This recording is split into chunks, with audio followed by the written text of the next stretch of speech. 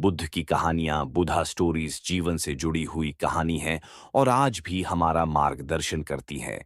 यही कारण है कि हिंदी में बुद्ध की कहानियां, गौतम बुद्धा स्टोरी इन हिंदी, बेहद लोकप्रिय हैं। इसी मकसद से हम आपके लिए एक बुद्ध की एक लोकप्रिय कहानी, गौतम बुद्धा स्टोरी लेकर आए हैं, जिसका शीर्षक है जब किस्मत खराब हो। यह हम सबके जीवन से जुड़ी हुई कहानी है। हमें उम्मीद है कि गौतम बुद्ध की ये कहानी, बुद्धा स्टोरी इन हिंदी, आपको पसंद आएगी। एक बार की बात है, महात्मा बुद्ध के शिष्य आनंद कहीं जा रहे थे। रास्ते में उन्होंने देखा कि एक अधेड़ व्यक्ति एक चट्टान पर बैठा रो रहा है। वे उसके पास गए और बोले, क्या बात है वत्स, तुम कौन हो और क्यों रो रहे हो? आनंद की बात सुनकर उस व्यक्ति की सिसकियां थम गईं। वह अपने आंसुओं पोंछता हुआ बोला, मैं पास के गांव का रहने वाला एक बदनसीब व्यापारी हूं। मैं जो भी काम करता हूं, वह बिगड़ जाता है। व्यापार के चक्कर में मैंने अपनी पत्नी के गहने गंवा दिए। मैंने अपने परिवार को भी खो दिया। यहां तक कि मेरा घर भी गिरवी पड़ा है। मुझे तो लगता है कि मैं किसी काम का नहीं हूं। मेरी किस्मत ही खराब है। उसकी बात सुनकर आनंद बोले, तुमसे किसने कहा वत्स कि तुम्हारी किस्मत खराब है? जरा मैं भी तो जानूं कि तुम्हारी किस्मत में क्या खराबी है। वह व्यक्ति बोला, पहले मैं खेती करता था, पर हर साल उसमें घाटा होता था। कभी सूखा पड़ जाता तो कभी ज्यादा बारिश के कारण फसल बर्बाद हो जाती। इससे परेशान होकर मैंने व्यापार करने का निश्चय किया। मैंने पत्नी के गहने बेचकर अपना व्यापार शुरू किया, लेकिन मेरा व्यापार नहीं चला। शुरू शुरू में परिवार वालों ने मेरा साथ दिया, लेकिन जैसे जैसे मुझे नुकसान होने लगा, मेरे परिवार वाले भी मुझसे दूर हो गए। मैं यह सब उनके लिए ही कर रहा था, लेकिन अब वे लोग मुझे देखकर नजरें फेर लेते हैं और मुझे ही मेरे परिवार की दुर्दशा का जिम्मेदार ठहराते हैं। उस व्यक्ति ने एक लंबी सी सांस ली और फिर बोला, मेरा एक मित्र है। उसने भी मेरे साथ अपना व्यापार शुरू किया था। उसका व्यापार अच्छा चल रहा है। वह जब भी मेरे घर आता है तो अपनी सफलता की कहानियां सुनाता है। उसकी बातें सुनकर मेरे घर वाले भी कहते हैं कि उसे देख और कुछ सीख। हमें तो लगता है कि तेरे वश का कुछ भी नहीं है। उन लोगों की बातें सुन सुनकर अब तो मुझे भी लगने लगा है कि शायद मेरे वश का कुछ भी नहीं है। अब तो मुझे अपना जीवन ही व्यर्थ लगने लगा है। मेरे मन में ख्याल आता है कि अपना जीवन समाप्त कर लूं। मैं यहाँ आया भी इसी इरादे से था, लेकिन हिम्मत नहीं कर पाया। इसीलिए यहाँ एकांत में बैठा विलाप कर रहा था। आनंद बोले, ओह, तो ये बात है। वैसे क्या तुम इसके अलावा कुछ और भी कहना चाहते हो? उनकी बात सुनकर वह व्यक्ति बोला, एक ओर मेरा हर काम खराब हो जाता है।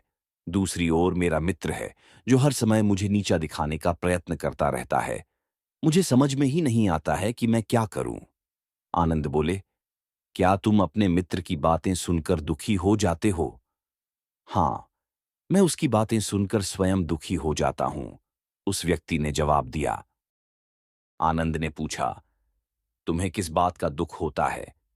अपने असफल होने का या फिर मित्र के सफल होने का? उनका सवाल सुनकर वह व्यक्ति एक पल के लिए सोच में पड़ गया। फिर वह बोला, अगर सच कहूं तो मुझे अपने असफल होने का उतना दुख नहीं होता है जितना कि मित्र के सफल होने का होता है। अर्थात यदि तुम्हारा मित्र असफल हो जाए तो तुम्हें खुशी होगी? आनंद ने प्रश्न किया। वह व्यक्ति बोला, हाँ, मुझे बहुत खुशी होगी। इसका मतलब है कि तुम्हारी खुशी तुम्हारे मित्र पर निर्भर है। आनंद बोले, अगर वह चाहे तो तुम्हें खुश कर सकता है, और अगर वह चाहे तो तुम्हें दुखी कर सकता है। तुम स्वयं से न तो खुश हो सकते हो और न ही दुखी हो सकते हो। अर्थात तुम अपने मित्र के गुलाम हो गए हो, इसलिए तुम्हारा कुछ नहीं हो सकता। ऐसा न कहें महात्मन, उस व्यक्ति ने हाथ जोड़ दिए। आपकी बातें सुनकर मुझे कुछ आशा बंध रही है। आनंद बोले, जब हम किसी से आशा बांध लेते हैं तो उस पर निर्भर हो जाते हैं। ऐसे में हमारी खुशी और दुख भी उस पर निर्भर करने लगता है। इससे बेहतर है कि तुम अपने आप से आशा बांधो। जब तुम ऐसा करोगे, साथ ही पूरे जतन से काम करोगे, तो तुम्हें सफलता अवश्य प्राप्त होगी। कहते हुए आनंद ने एक पल के लिए उस व्यक्ति की ओर देखा, फिर अपनी बात आगे बढ़ाई। तुम्हें लगता है कि तुम्हारा मित्र तुम्हें दुखी करने आता है, पर अगर विचार करो तो वह बातें तो सच्ची ही कहता है। वह अपने संघर्ष और अनुभव की बातें बताता है। तुम उन बातों से बहुत कुछ सीख सकते हो। तुम्हें इसके लिए उसका धन्यवाद करना चाहिए कि तुम्हें घर बैठे कुछ अनुभव मिल रहे हैं। तुम उन अनुभवों का लाभ उठाओ, नई शुरुआत करो, कर्म करते जाओ, हार मत मानो। एक दिन तुम्हें सफलता अवश्य मिलेगी। आज तुम जिसे अपना बुरा वक्त या बुरी किस्मत कह रहे हो, एक दिन यह बदल जाएगी। इसी के साथ तुम्हारे विचार भी बदल जाएंगे। और देखना, जब तुम्हारा अच्छा वक्त शुरू होगा, तब तुम्हारा मित्र भी तुम्हें अपनी सफलताओं की कहानियां नहीं सुनाएगा। तब वह अपनी असफलताओं की बातें बताएगा, ताकि तुम उसकी बातें सुनकर भ्रमित हो जाओ, तुम्हारा आत्मविश्वास हिल जाए और तुम गलत निर्णय ले सको। लेकिन उस समय भी तुम्हें अपनी बुद्धि का प्रयोग करना होगा। तुम्हारा मित्र जैसे आज तुम्हें दुखी करने आता है, उसी तरह उस समय भी वह तुम्हें दुखी करने आएगा। क्योंकि जिस तरह उसे दुखी देखकर तुम्हें मजा आता है, उसी तरह उसे भी तुम्हें दुखी देखने में उतना ही मजा आता है। वह व्यक्ति बोला, आपने सही कहा, लेकिन मेरा सबसे बड़ा दुख यह है कि मेरे परिवार के लोग भी इसमें शामिल हैं। वास्तव में मैं तो अपने परिवार के लिए अच्छा करना चाहता था, लेकिन वे लोग भी मेरी बात नहीं समझते हैं। वे भी मुझे गलत कहते हैं और अब तो वे मेरे साथ भी नहीं हैं। आनंद बोले, मैं सब समझ गया। तुम सांत्वना चाहते हो।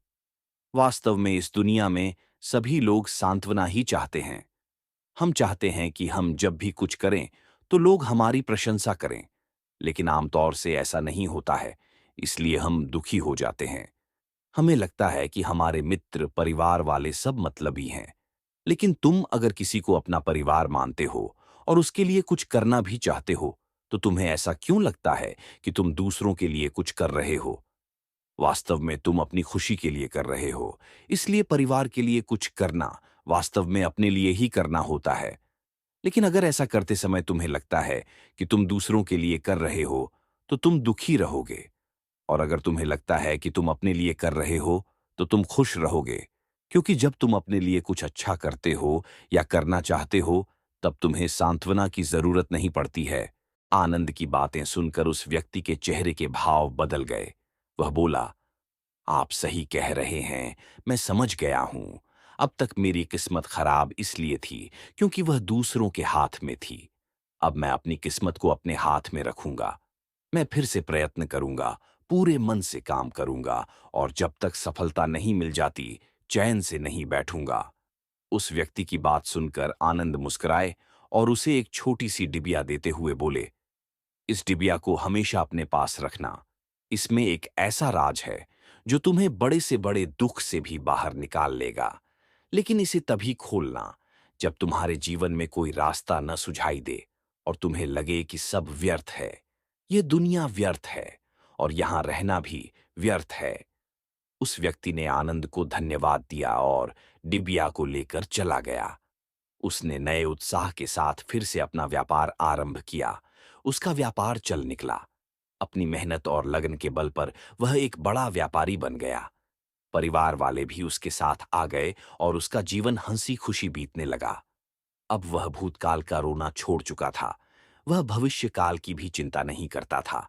बस अपने वर्तमान को संवारने में लगा रहता था। और जो कुछ भी वह करता था, वह अपने लिए करता था, अपनों के लिए करता था। इसलिए वह प्रसन्न था। उसके जीवन में अब कोई दुख नहीं था। लेकिन वक्त हमेशा एक जैसा नहीं रहता है, वह बदलता रहता है। उसके जीवन में भी बदलाव आया। एक दिन उसके राज्य पर पड़ोसी राजा ने चढ़ाई कर दी। उसने इस राज्य पर अपना कब्जा कर लिया। उसके सैनिकों ने चारों ओर लूट मार मचा दी। उन्होंने व्यापारी का सारा धन लूट लिया। उसके घर में आग लगा दी। जान बचाने के लिए उसे अपने परिवार के साथ वहां से भागना पड़ा। वह व्यक्ति अपने परिवार के साथ कई दिनों तक इधर उधर भटकता रहा। वह दाने दाने को मोहताज हो गया। उसका बच्चा बीमार हो गया। इलाज के अभाव में वह तड़पने लगा। यह देखकर उसका हृदय चीत्कार कर उठा। वह कैसे अपने बच्चे का इलाज कराए? उसके पास तो खाने के लिए भी पैसे नहीं थे। ऐसे में उसे एक बार फिर निराशा ने घेर लिया। उसे लगने लगा कि उसका जीवन व्यर्थ है। सारी दुनिया व्यर्थ है। किसी भी बात का कोई मतलब नहीं है। भले ही आप जीवन में कितना भी कुछ कर लो, कितनी भी सफलता हासिल कर लो, पर अंततः यह जीवन समाप्त ही होता है। तो फिर ऐसे में जीवित रहने का क्या फायदा? इससे तो अच्छा है कि वह अपना जीवन समाप्त कर ले। लेकिन तभी उसके दिमाग में आनंद की दी हुई डिबिया कौंध उठी। उसने उत्सुकता के साथ उसे खोला। डिबिया के भीतर एक पर्ची रखी हुई थी। पर्ची पर कुछ लिखा हुआ था। उसे पढ़कर उसकी आंखों के आगे छाया निराशा का अंधेरा छंट गया और वह मुस्कुरा पड़ रहा। पर्ची पर लिखा हुआ था, ये समय भी बीत जाएगा। उसने डिबिया को अपनी मुट्ठी में भींच लिया और एक नई शुरुआत के लिए उठ खड़ा हुआ। दोस्तों, अगर आप भी ऐसी ही परिस्थिति से गुजर रहे हैं, तो निराश न हों। अपने अतीत पर शोक मत करें, न ही भविष्य की चिंता करें। अपने वर्तमान को जिएं और उसे बेहतर बनाने के लिए सच्चे मन से प्रयत्न करें। यकीन जानें, जल्दी ही आपकी किस्मत भी बदलने वाली है। दोस्तों, हमें उम्मीद है कि आपको ये बुद्ध कहानी गौतम बुद्धा स्टोरी जब किस्मत खराब हो पसंद आई होगी। आप चाहें तो गौतम बुद्ध की यह कहानी गौतम बुद्धा स्टोरी इन हिंदी, यदि आपको बुद्ध की कहानियों बुद्धा स्टोरीज में रुचि है, तो आप यहां पर क्लिक करके बुद्ध की प्रेरक कहानियों बुद्धा स्टोरीज इन हिंदी का आनंद ले सकते हैं।